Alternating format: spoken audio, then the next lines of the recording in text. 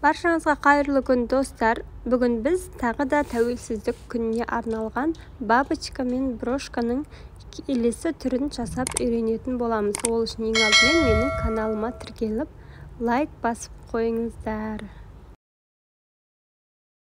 Ол үшін бізге қажетті заттар: сары жуан лента, көк оюлы лента, түйреуіш, резина, ыстық клей, қайшы, ине жіп қажет болады. Ең алдымен ленталарымызды қиып дайындап аламыз.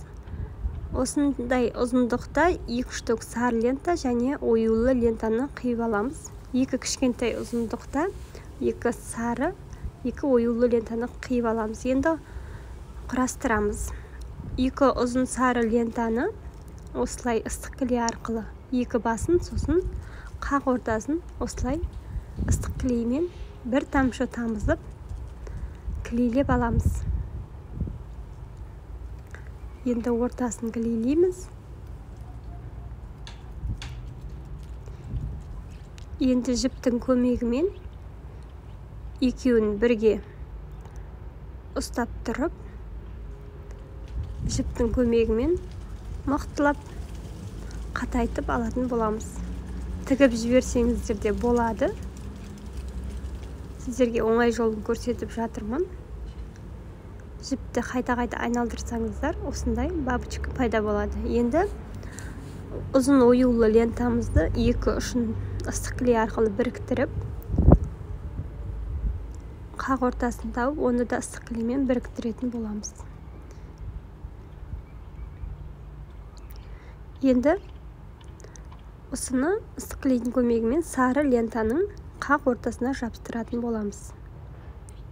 Енді бұл брошкамыздың астыңғы бөлігін жасау үшін 2 кішкентай сары лентамызды осылай үшбұрышты етіп орналастырып аламыз. Оның ортасына оюлы лентамызды ұзындығына клей жағып, оны да 2 жағына ортасына жабыстырып аламыз. Жоғарғы жағын түзулеп қиып жіберетін боламыз. Енді кішкене оюлы лентаны қиып алып, төбесіндегі бабочкасына осылай ортасын әдемі етіп жауып жіберетін боламыз. Енді дайын болған бабочкамызды астындағы лентаға жабыстыратын боламыз. Осылай жабыстырып алдық. Енді астын қиғашынан осылай қиып жіберетін боламыз.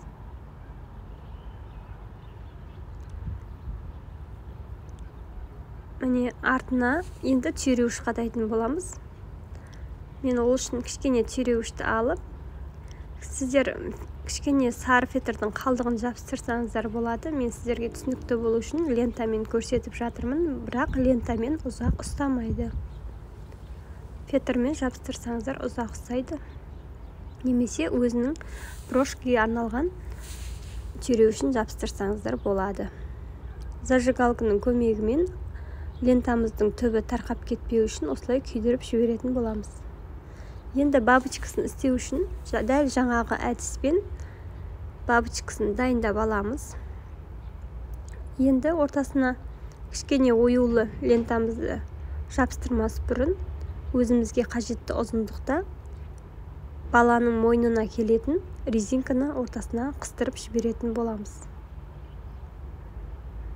Арт жағын байлап немесе тігіп жіберсеңіздер де болады.